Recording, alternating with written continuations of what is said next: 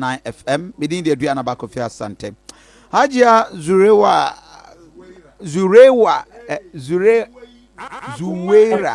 Okay, Zuwera. Good morning. Yeah, good morning. I was messing up with your name. I'm sorry. Don't worry, but we did the same. Kofi Asante, my dear. Okay, so I can also decide to mispronounce Asante. Yeah, because maybe Zuwera is very simple. Yeah. Zuwera. Zuwera. I'm sorry for that. Salaga Nyamiadom. A hospital was Salaga, yeshe. In a very deplorable situation. Meanwhile, our hospital, yes, yeah, it was Kadasa, the information on these two facilities and why they delay. But I can't fear and I can't go. But your mammy tree, mammy. Oh, you with market tree. That's a time. I mean, Shram. Or my friend, say, Mamma, may do it could do Salaga. Mama, maybe here, a highlighting I'm a play, am I? And I see near the mamma, and Shram. Na neda apartment na ase neda otumfo the nyani pa itiane pa itiane na neda kondura ase adane subchief na nimpeni for mo Salaga South constituency na ase ampa asema wo kan na no kre ena na nsa nsuo no epeja mu ense neda no be 7 p.m. And then she started to tell Salaga. To see the midnight. And the child. A child as I started 3 a.m. and ra. And the toya to see the 11 to 12 and radio. So this is in sheer actor for almost 24 hours. Now Salaga, a municipal hospital. A hospital, Dada. Hospital, no, in terms of infrastructure, in terms of capacity, and so Salaga for. In terms of 2009, the month me when you be called Professor Mills with the NDC, abandoning, and was starting Eurojet project, hospital project, 600 bed, 60 bed capacity hospital, Salaga municipality. Beautiful edifice. You see. Now, but you say, hospital about 1 year started, yes, was 2009, this year, 2023. You see, the DL Kubusa, not yet, for. But yet, to the extent that many winning about us MP, we swam in January 2021. We call Salaga. The person we didn't know. A kosher facility no said they are a tier. They are examining so a parliament to go. Say a ministry of health na meko. Say a flag staff house in Puna mekwa.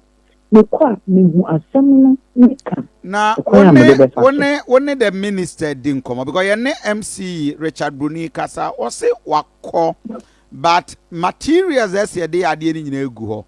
No contract. Mini abema. Yentia mato me bua me de asem and nam bibia me de nam. Yen Ghana for.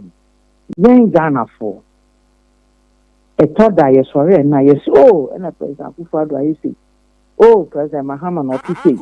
And I, yen kind, yen actions and come. Or no MC Brunino or Kasa. No winning, but that I'm no MC. Obedi MC November 2021. But me come a Jumano, no me a point said the tea, I may who I am the best person. MPP for no denying me because me NDC MP and no more.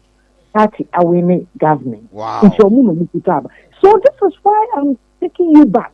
That is bad. In teachers are well in fair assessment. I raise the question crowd who am exactly. And if you know any MPP party, so almost cannot cry, almost cannot cry, almost said they are working against the people of Salaga. Because hospital na nya MPP for there. Enya NDC for there. President no that here no kwa. So they said when you there before.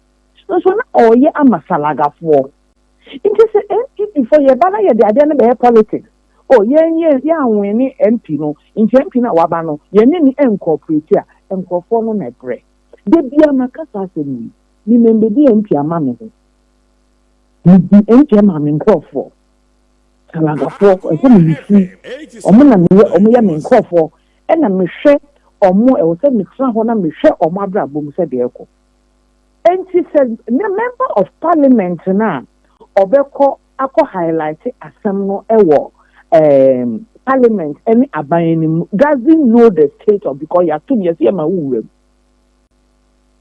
So why are you diplomatic and we don't know so na ko digidi say Salaga ntimi NC for kontokwa. This is what is happening. And I'm you jina ha obia efa ye ho ebo doesn't mean tie dia wo kan na just wunyanya access to the facility ni nko share ho no mo enso me ko page question no me page question twice. First time page question no was February 2021 adverting minister na ye nominate no Ajimai a current health minister. Now I asked him about the project. And what's it say? Then Koso with Salaga Iroject project no. Ototoka paswa project no na omoba no na omo ye omo ni ejuma na Koso 60%. Na me say David. Ejuma na Koso 60%. Ejuma no mo abandon the site. Mo abandon the site. Enye ne. Intino, can you give me assurance that contractor no ever say I site akoye ejuma? No man assurance. Or sorry so. 1 year later, so 6 months, still our contract inquiry. Me could be question the floor of the parliament. I can send you the videos. I called the minister referred to the floor of parliament to come and answer why the Salaga Euroject project had stalled. And also, they have to pass us and give us assurance that we will be a project in 2022. This year,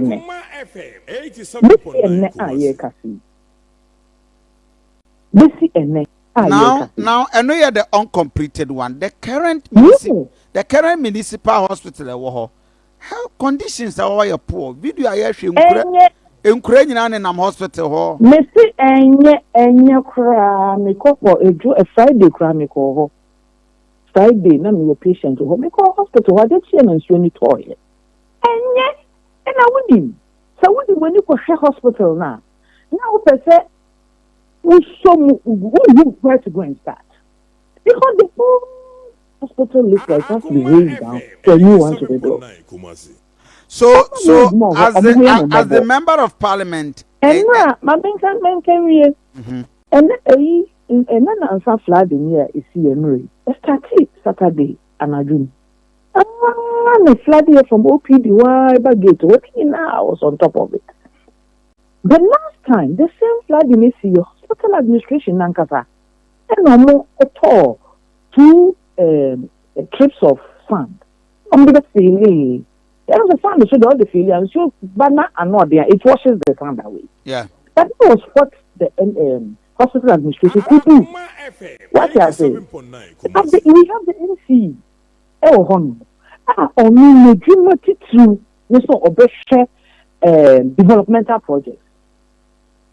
Constituency for development. MC military so. And also and a party abain. Yay opposition MPs no. I thought that they also almost be yempo no almost almost because almost wow. No we need re-election. And to go around and ask all the constituencies where there are NDC MPs. The municipal executives and district executives are not doing anything.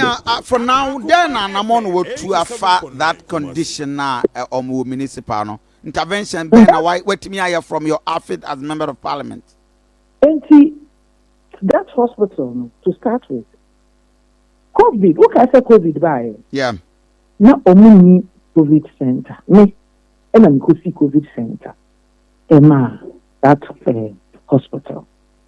Me, and I'm on hospital supplies. nneɛma the everyday use disposable nneɛma ɔmo use ɛna ebi ametumi na ma boa bibi kakra bibi mi nsɛm na ma to bibi na ma de akɔma wɔn. In terms of infrastructure, and then on saying na me ma ɔmo brɛ me letter. Okay. Bill. Okay. So that me call rehabilitation. Ɔmo brɛ mo bill, ɔmo brɛ mo bill so mo hia there because got best cry bi ni hɔ a patients ɛda so hɔ. Beds in the hospital. Yes. Now and then answer me draw letter.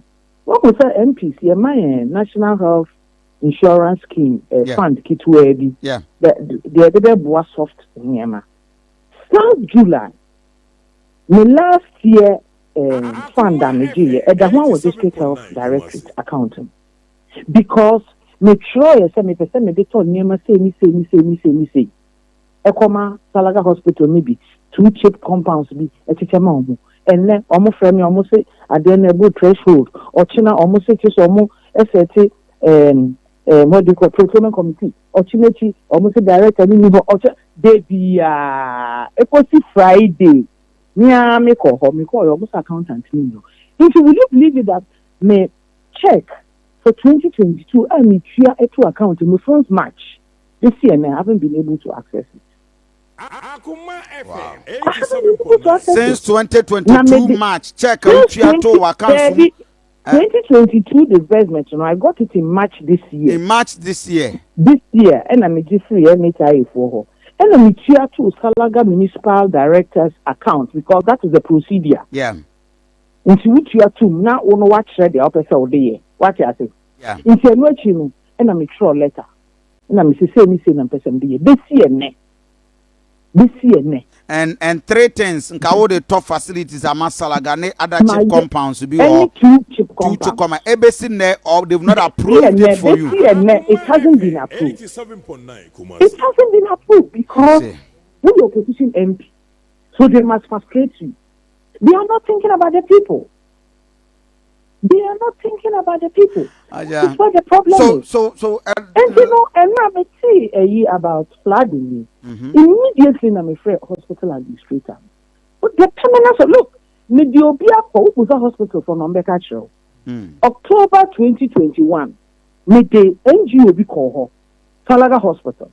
And what I asked the NGO to help me to do was to do the pavement. Because compound no air I said 87.9. The whole compound of the Salaga Municipal Hospital. We will remove them. We are attaching a big ward. But I know you as MP. Okay. Imagine being landscape flooring the whole compound. And you see, and to many NGOs, you said you be proposal. The record funding, they have to look at the feasibility. They see and supporting me. Okay. So now where you be and can many MC you deity a bone about you to be released to the people. But if you are not say a young people for a year, man has your fine on yet. I just saw women. That means when MC no enye in good relations I'm with Makabo Mayejuma. Is that the case? Yeah. Eba ejuma. Na me man fa abotra nka se be mate ye nka wo media. Me abotra na mafa 3 years. And me decide say me ni bi omo ye ne ni bi MC ne ye no. Me because me see anka de bia mo beti nka wo media. To the extent that we call lobby, pay electrification back. Yeah, I did channel for commission. Frame for on frame. 87.9. Don't frame me. Nina made the contractor say Kubuko. Nina made my show, so made it your Mutibia. Nina match electrification in Yemen from Tamale side. Niana Michina, Nya Bicycle, and your common fund, Nia Misika. No charge any of those things to common fund that. Na yeah, via any not or no municipality executive. Don't almost no assuano, no Marco commission. Yeah. The decency to even call or have their project. you bet him that you settle there, you did a commission together. And I told him this 31st December last year, Ewa Broma, he said, sir, Adena Oyem. Okay. Okay. And you the same for him, say Hajana, Juma. Okay. I was Salaga, no. I see. Aja, Mamena was say and I pay. Akoma from T4 and was Chrome TV. We are grateful. We'll get it. Hajia Zuwera and Martin and Kasa and Kasa and Kwasi. MC no